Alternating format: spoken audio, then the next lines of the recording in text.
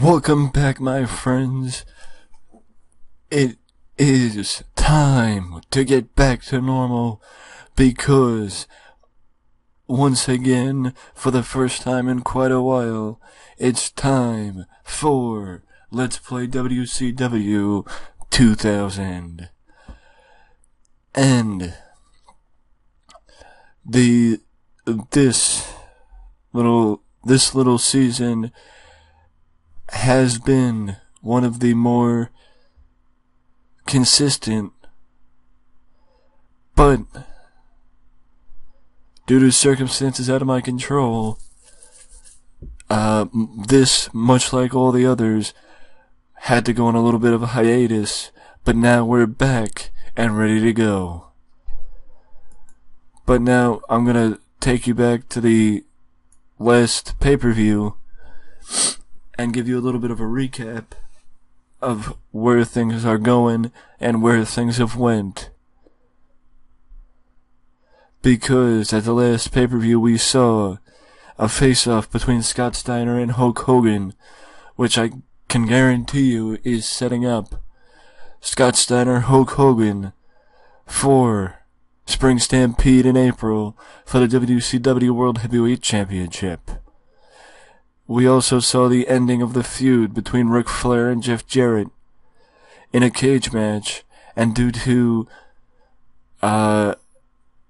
backstage happenings, Ric Flair is the one who got the victory in the cage match. Also, the Harlem Heat and the Outsiders locked up one last time in a losing team must disband match, and the Outsiders got the victory over Harlem Heat to stay a tag team. Also, Chronic becomes the new WCW Tag Team Champions, and, if that wasn't enough, Bam Bam Bigelow and Terry Funk finally locked horns, and Bam Bam Bigelow retains the WCW Hardcore title.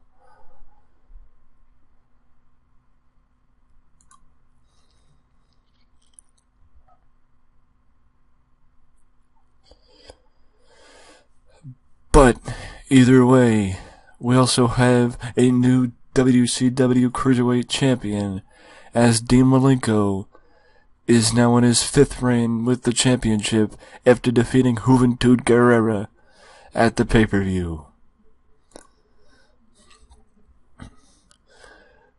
So without further ado, I think everything's caught up, and now it's time to jump into this week's episode of Nitro. As we kick it off, the pre-show sees Vampiro go against Mike Sanders, and Vampiro gets the victory over the man who's above average. Reno and the Blue Meanie gets the victory over Reno in the second match on the pre-show, and Meanie's first win in WCW.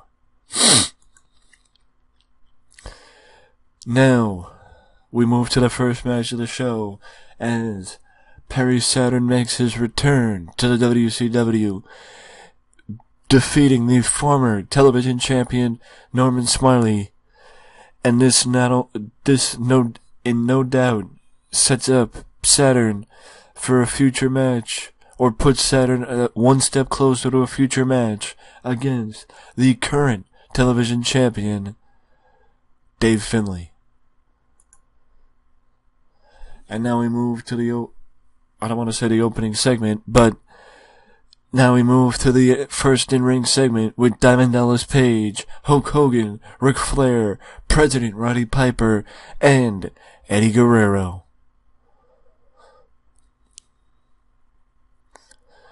And Hogan talks about Bret Hart, Page talks about his WCW title match, Flair talks about Jarrett, and Eddie Guerrero says he's ready to throw his name on the hat and prove why he belongs in the conversation with the likes of Diamond Dallas, Scott Steiner, Ric Flair, the elite in WCW. The second match, I should say, Hugh Morris up against Steve Williams, and Hugh Morris gets the victory over the man once known as Dr. Death. Chronic has an in-ring with Gene Okerlund. And Chronic talks about the fact that they are the new WCW World Tag Team Champions, and how they don't plan on losing the titles until they're good and ready to drop, until somebody comes and takes them from them. Because Chronic has one motto: breaking necks and cashing checks. I don't even think that's their actual motto, because I can't see somebody actually having a motto that says breaking necks. But I could be wrong. I'm probably not, but I could be. Now we move to the next match with Rick Steiner going up against the Cat, and Ricky gets the victory over the Cat.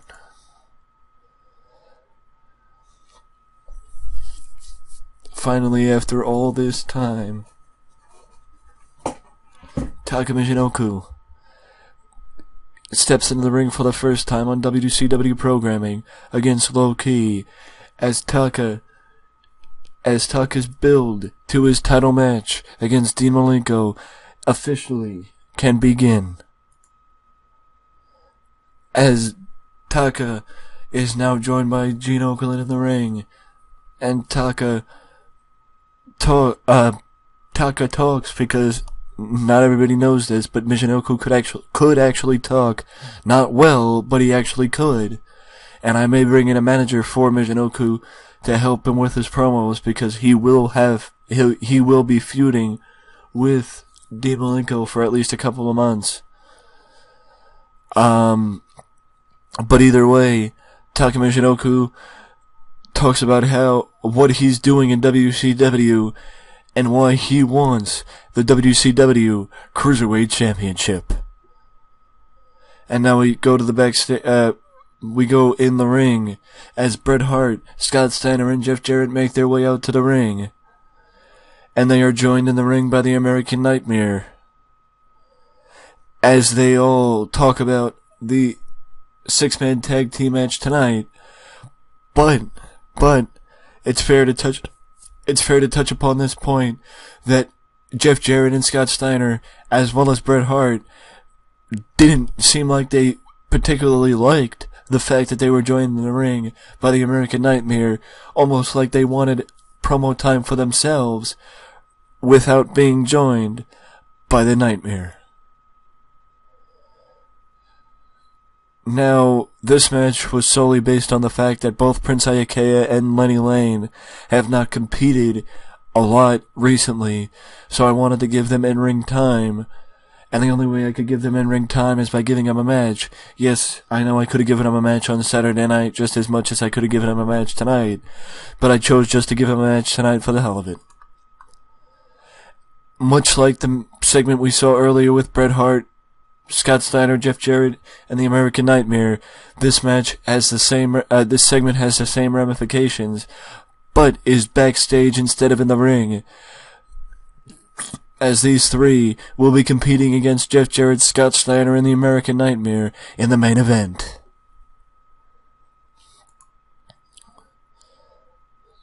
Speaking of the main event, this is the semi-main, as Steven Regal goes up against La Parka, and Steven Regal gets the win over the chairman of WCW.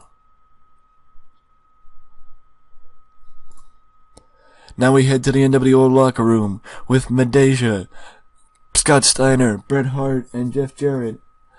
And this is the segment that we were supposed to see earlier, or that they wanted us to see earlier, as they are strategizing and talking about, and Steiner says, we don't need American Nightmare to beat Hogan, Page, and Guerrero, because these people are going to see a preview of the pay-per-view when I make Hogan tap out.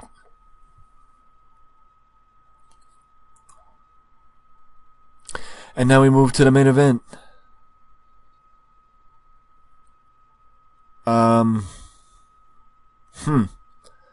I feel like there's some sort of a mistake here because I didn't know Sid Vicious was in the main event, to be honest with you. I actually didn't know Sid Vicious was in the match. I thought it was Jeff Jarrett. Because otherwise, why the hell would I put Jeff? I mean, okay, fine. Odds are the reason why I didn't put Sid Vicious in the talking segments is because I know Sid Vicious isn't very good at talking. And that's the reason why I put Jeff in the segments instead. But either way, I don't understand why Sid Vicious wasn't even mentioned if he was in the segments. Because what you guys don't know is I booked this show about 3 weeks ago and am just going through it now because of the issues I had with this computer. And, well, when I booked the main event with it. I didn't just book the main event now, or didn't book the rest of the show now and book the main event back then. So I don't know why Sid Vicious wasn't mentioned in the build-up to the match. I honestly don't know. But what I can say is, the World Heavyweight Champion defeated the United States Champion. In my opinion, there's no better way to get the World Champion a win than having him defeat. Well, actually there is, but for now, let's just say this is the best way to go, and let's just see now. We increased our popularity in 23 regions as the positive direction of WCW continues. Honestly, I don't know if we are stable or if we're just getting lucky with positive shows, but either way, we increased our popularity in 23 regions with a 76 final rating. I mean, I approve of the show. I just kind of wish I knew why I put Sid Vicious in the match instead of Jeff Jarrett. But either way, it's a good show. It was a good show. Either way, it was a good show. So I'm happy. I'm pretty happy with it. Well, I guess I'm just a little dumbfounded as to why I put Sid Vicious in the match instead of Jeff, but either way, let me know, now that we're getting back on track with this season, let me know in the comment section below what you would like to see in WCW and who you would like to see in WCW, because I'm always looking to add new people and also subtract some people from the roster, change things up and make this company a little bit more stabilized. But either way, if you don't want to leave a comment, you can always leave a like and subscribe to the channel for more content just like this that you can only find right here at Wrestling Express. Till next time. Later.